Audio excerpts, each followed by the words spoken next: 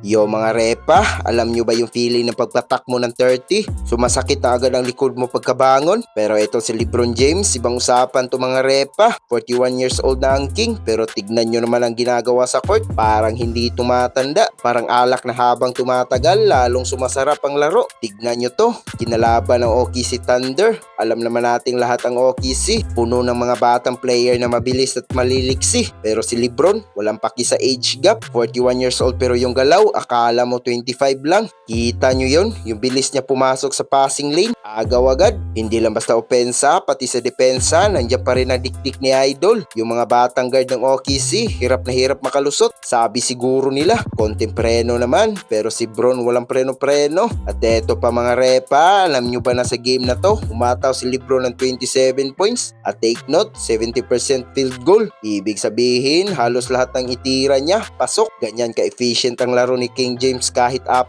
na dekada na siya sa mundo. Pati nga si Bronny sa bench, kitang-kita ang hype. Sino ba namang hindi magaganahan kung ang tatay mo ay ganyan pa rin kalakas? Double team na nga, pero wala pa rin talab. Useless ang depensa basta si Bro na ang bumubuli sa loob. Sa totoo lang mga repa, kahit hindi ka fan ng Lakers o ni LeBron, kailangan mong irespeto tong ginagawa niya. Habang yung iba nagre-retire na o nasa bahay na lang, si LeBron andun pa rin sa playoffs, nakikipagsabayan sa pinakamahusay sa buong mundo. Kaya kayo mga repa, tingin nyo hanggang kailan pa kaya maglalaro ang King? O baka naman hanggang 50 years old, nagdadunk pa rin to? Comment yan sa baba at pag-usapan natin yan. Huwag nyo rin kalimutan mag-like at subscribe para lagi ko yung update sa mga kwentuhan basketball. Hanggang sa muli, peace out!